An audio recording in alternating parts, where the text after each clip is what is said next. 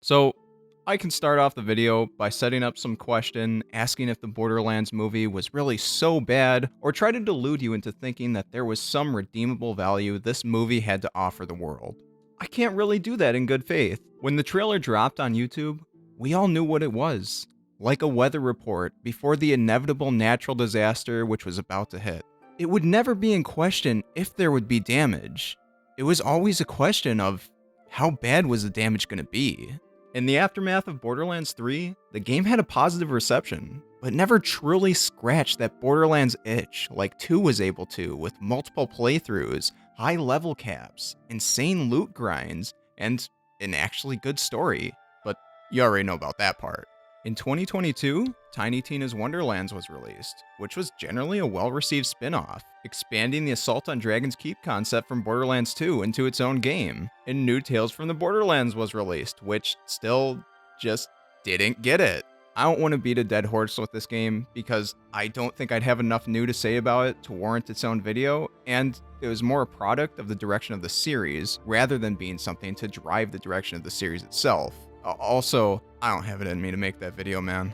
However, with the trailer of the Borderlands movie, that all changes. When changing mediums for a series, you always have to think about 1, how you're going to adapt the feel and essence of the series into that medium, and 2, how you're going to market the series with the new medium change. The first part is much harder and complicated without a clear answer, but the second part has a couple of clearer strategies. You can either create something directed towards people already familiar with the series, but that'll result in fewer sales and a lower budget. However, there'll be less risk in the end. Or you can expand your audience and create something to appeal to the broader public, but this comes with much higher risk.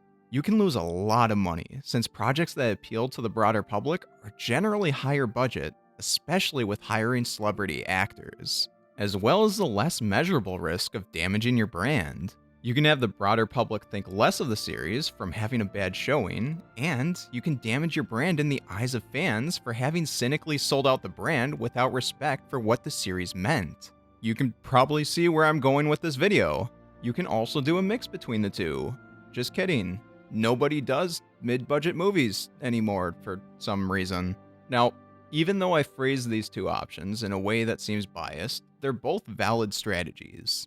Shows like Arcane and The Last of Us can clearly skyrocket the popularity of a game with clear respect being shown towards fans of the series. And low-budget movies can be turbo ass and disrespect the shit out of the fans, like every video game movie made before the late 2010s ever. With talks of a Borderlands movie being made starting in 2011, and Randy Pitchford feeling more convinced of the idea after the success of Tales from the Borderlands, actual talks with Lionsgate regarding a film adaptation started in 2015, with the series clearly seeming to take the strategy of a high-budget film, which would appeal to a wide audience. After the script being passed around more times than your mom last night, it eventually ended up in the hands of Eli Roth, who was given inspiration for the movie by watching his dog pooping. No, I'm not joking.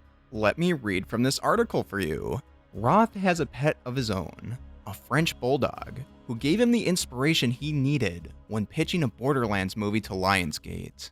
Whenever I take her for a walk and she has to go to the bathroom, she won't let me look at her, Roth explains in the latest issue of SFX magazine. I have to look away because she gets really shy. But one day, I filmed her. She had that shy look on her face, and I was like, that's Claptrap. Claptrap, voiced by Jack Black in the movie, is a clunky one-wheeled robot with a bubbly personality and yellow paint that makes him look like a convenient target for bored bandits on the rough and tumble planet of Pandora. After learning that Claptrap can be shot hundreds of times without dying, Roth considered the logistics of this and sold his movie to the studio execs with a scene where Claptrap has to expel the spent bullets from his rear with the shameful demeanor of a pooping Frenchie. That was my pitch to Lionsgate. They were laughing so hard, and everyone in the room stood up to clap and throw roses, he wrote, as he hit post on his Reddit account in between episodes of Psychosis.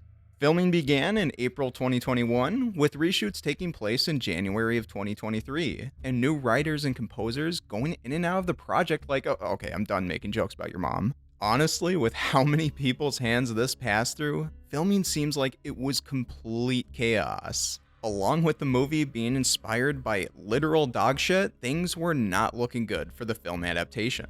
The trailer begins like any good trailer would. That's right, with the production assistant clearly in view to help open the manhole cover, which actually made it to the final cut of the movie. I'm not going to do a frame by frame, but immediately after you see Roland, played by Kevin Hart, kicking Claptrap down the manhole, which is pretty out of character. While Roland would most likely be annoyed by Claptrap, he'd never just kick an ally down into an unknown area without at least trying to convince them to come down with him first. One thing that will stick out immediately is the casting decisions of the movie. You might be forgiven for mistaking this trailer for a congressional hearing.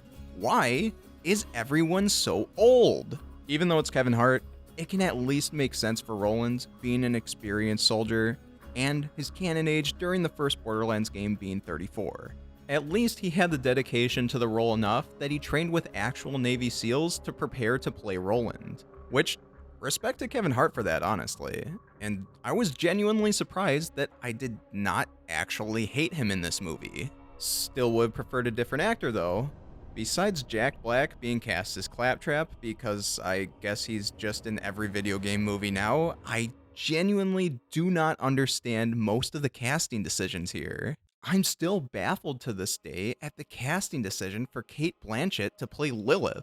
The central character flaw Lilith struggled with in the series was her hot-headedness from her youth and inexperience and tendency to make brash decisions, making her a great symbol for resistance, but a lackluster leader. Throughout the series, she's constantly over-reliant on her siren powers and jumping into danger without thinking it through. When you cast somebody who is literally twice her age during the events of Borderlands 1, it leads to some really weird moments, as we'll see later. Jamie Lee Curtis as Tannis is just, once again, what? That's right, let's cast someone who's old enough to collect social security checks to play the person sent to an alien planet at the beginning of her career as a researcher. Did these writers even play the game? Why else would they remove Brick and Mordecai to replace them with Tiny Tina and Krieg? Badass sniper assassin with a killer bird, turbo-jacked bruiser who goes berserk and beats bandits to death with his bare fists. Nobody wants to see that lame shit. We need to keep the movie about a game with gratuitous blood and gore PG-13. You like random XD teenager who loves explosions. You like the guy who screams poop. You like Jack Black. Why don't you consume more, you fucking idiot? It's just the most cynical trailer I've ever seen. When you watch through it, it feels like what would be too on the nose for a parody of a focus-tested corporate low-effort mass-market slop trailer. Why do we keep getting people who have never played the games or don't understand the series in charge of these movies? Wow, Pandora sure looks uninteresting. Gee, these characters' adaptations sure unearth a primordial rage within my soul. If only there were some source material they could look into for some interesting and unique elements for the movie to show off what Borderlands is about. But instead, we got a trailer that represents everything the series is meant to criticize. Well, at least you got your movie, Randy, after it lost $80 million. Okay, I want you to visualize this. The median American in their lifetime will make around $1.7 million.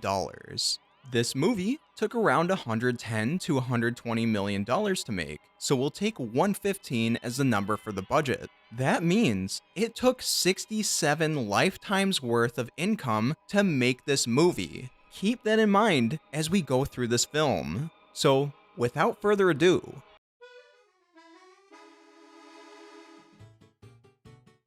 the movie opens with Lilith narrating the exposition.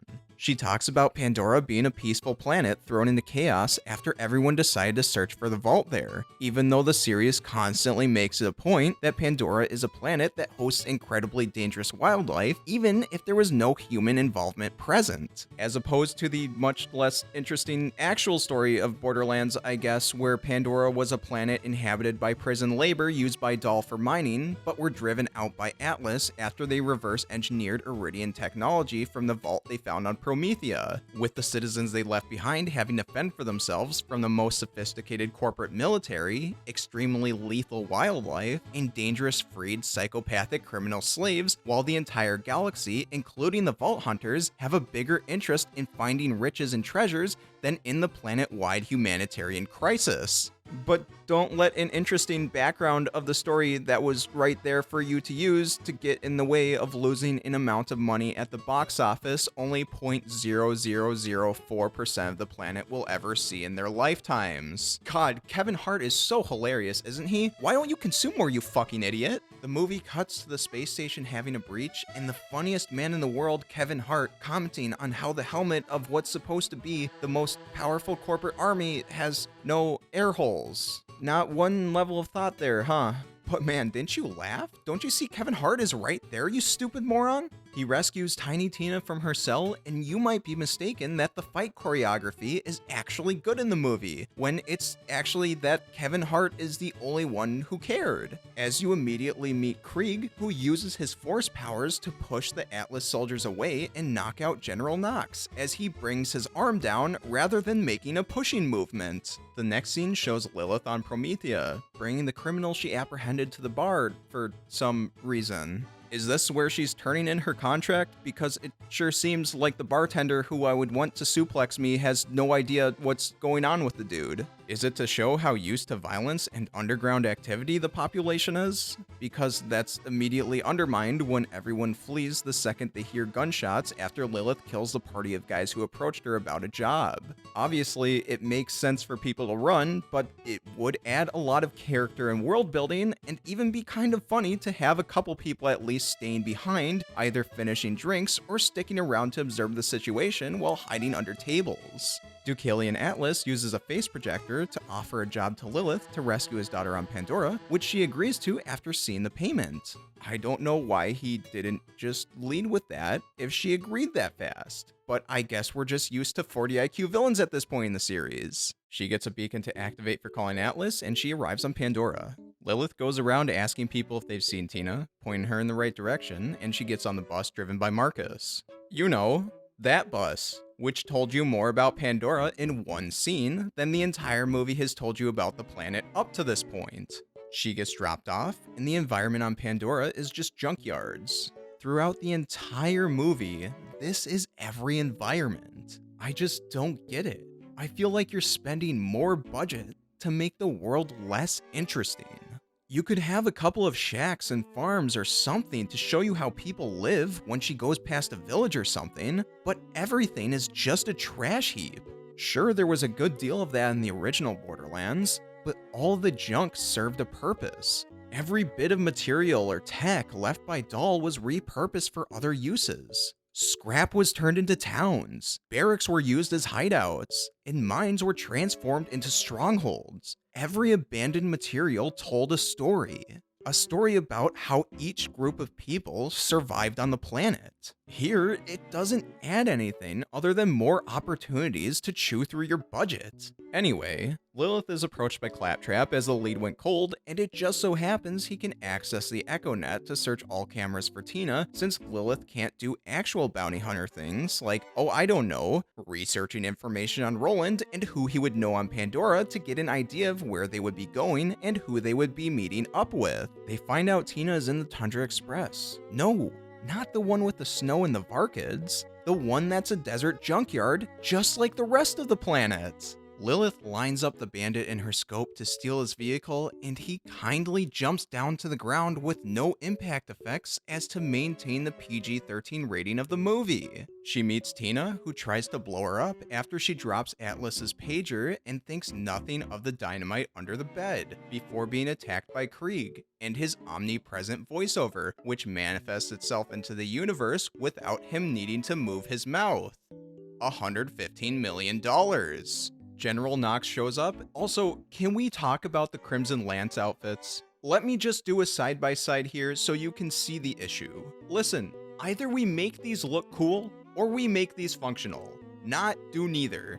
This non-camouflaged military outfit has no pockets, multiple points for objects to get snagged on, a helmet which has no ventilation, armor that doesn't even cover the entire torso, and random ass knee and elbow pads to hamper mobility. At least the outfit in Borderlands 1 covered up to the shins, covered the full torso, and had pouches on the belt. And any other design inefficiencies, you can just say, wow, dude, that's power armor. It just does, it works, it does stuff. It might sound like I'm nitpicking here, but these things do add up to make the world and characters feel more alive.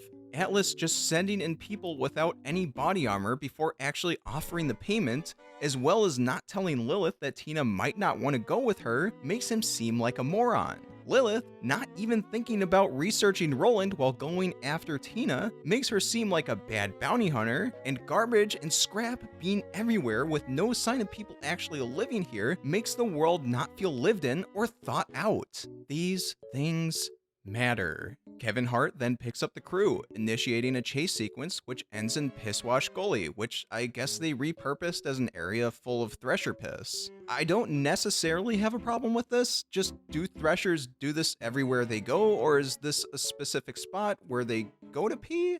I'm just left with more questions at this point.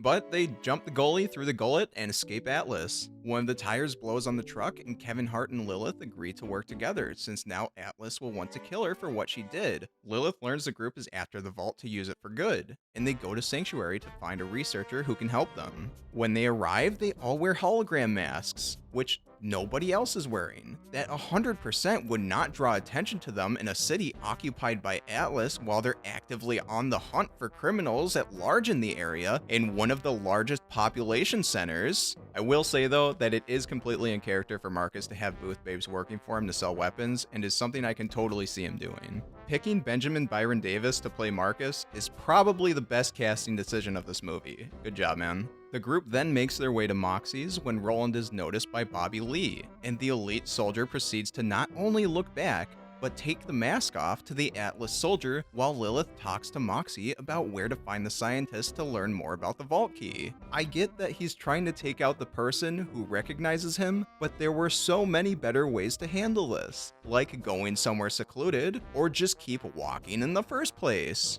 Bobby Lee manages to go through the scene without sexually harassing anyone and gets tased while Atlas soldiers spot the incident through the open blinds that Moxie closed at the beginning of the scene. Moxie makes a distraction, the group escapes, and joins the scientist at the Dark Council of Elders. Keep in mind, in the Borderlands lore, the oldest person in this room should be 34. Lilith recognizes Tannis and throws a temper tantrum and walks out the room while Claptrap fries himself in the electric shower. This is one of those moments I was talking about where it just feels really weird to have a middle-aged woman storming off and sulking the whole scene. Even the script seems to not want the casting. Tannis tries to talk to Lilith, and we find out Tannis was given the responsibility to take care of her by her mother, but left her to be raised by bounty hunters instead while she went after the vault, which her mother was chasing after. Okay, it's super glaring that these actors are only like 10 years apart. So if Lilith was like 10, Tannis would only be like 20 at the time of being tasked with the responsibility of taking care of her.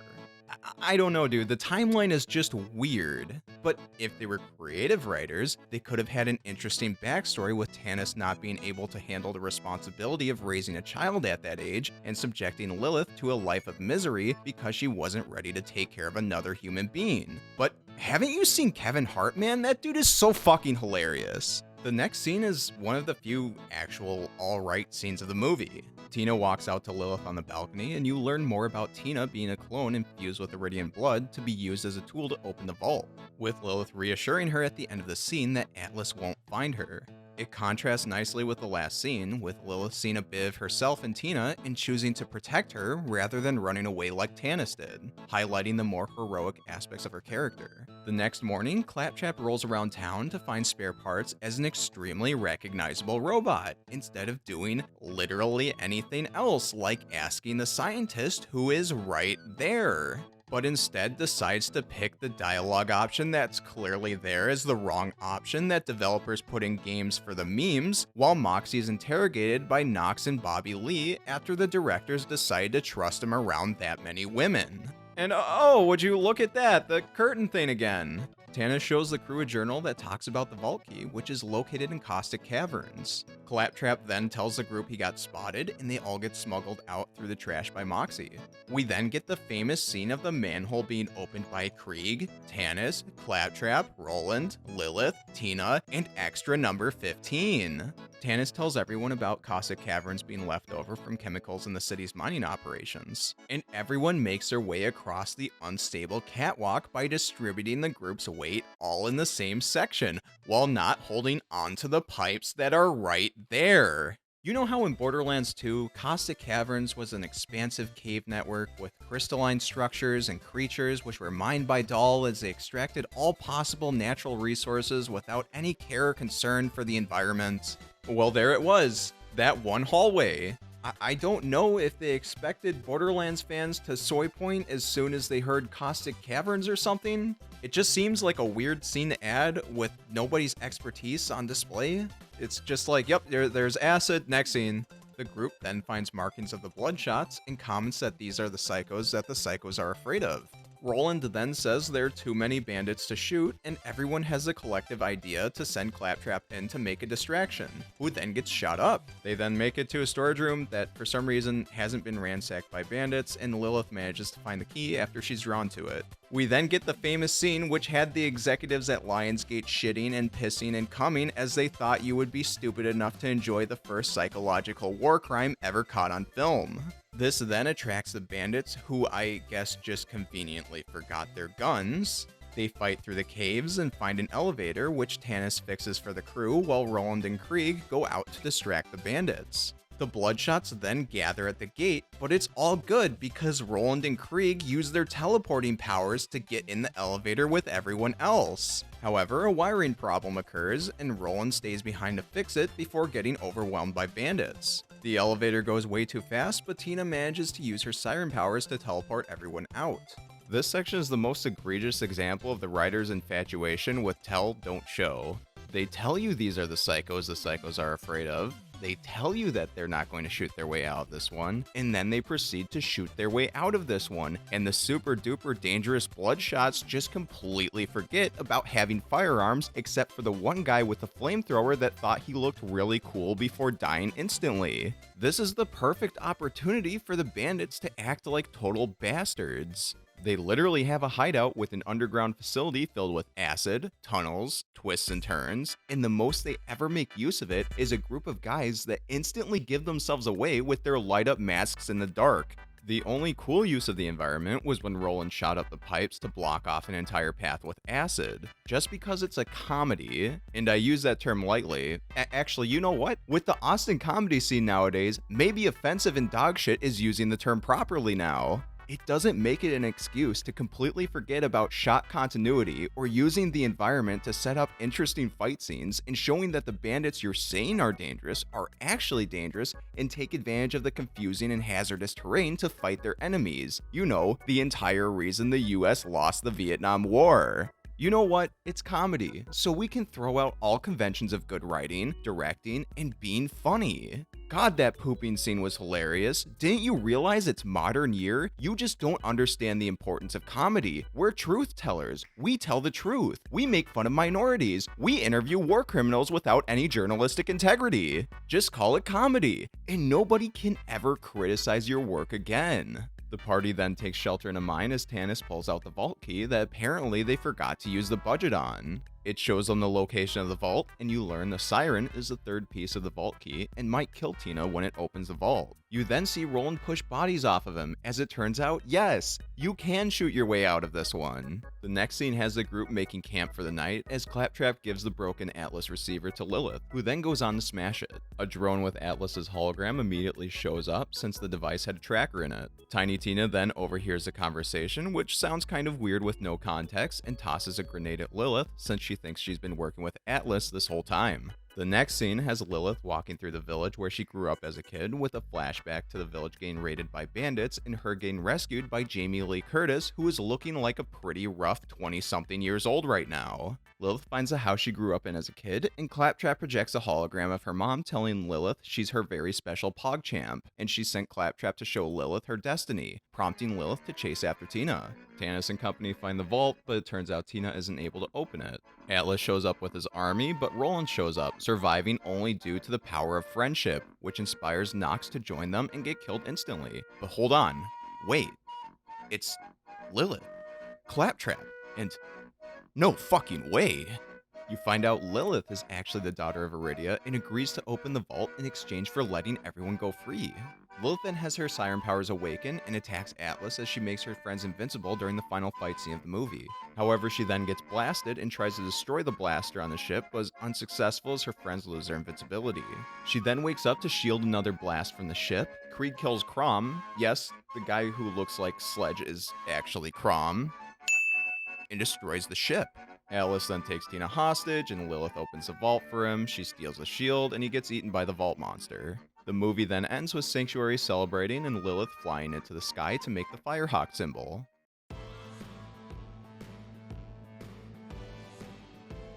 The Borderlands movie was bad. You knew it was bad. I knew it was bad. We all knew it was going to be bad as soon as the trailer dropped. But oh my god, did it have to be this way? Was Borderlands 1's story not good enough somehow?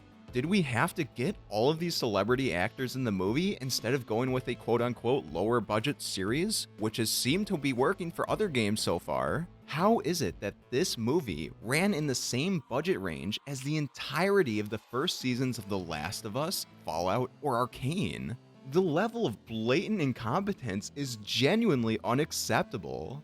The story is awful, the characters are horribly miscast, and there's no diving into the actually interesting parts of Borderlands, such as the competing corporations and their interest in Pandora, the mystery of the Iridians and the purpose of the vaults, and the incredibly dangerous wildlife of the planet. All it takes is one viewing of the trailer or even the script to know that this movie was not it. There's nothing redeemable about this movie. I tried to find interesting or cool things as I saw them, so I don't sound like a hack who's just shitting on this movie to shit on it, but I can't do it. It doesn't make me feel good that Eli Roth's probably never going to be trusted with a project like this ever again. I get no joy from the series I loved as a teenager losing its personality to become haha funny game with robot, psycho, and explosion kid. In fact, I'm kind of pissed off actually, that now every executive is going to look at Borderlands and not ever touch a film or series adaptation with a 10-foot pole because of this atrocity. I hope this movie acted as a wake-up call for the series, that maybe it's time to stop listening to the executives about what made Borderlands great and start listening to the people who the series resonated with. Well, I guess it's about that time when we find out.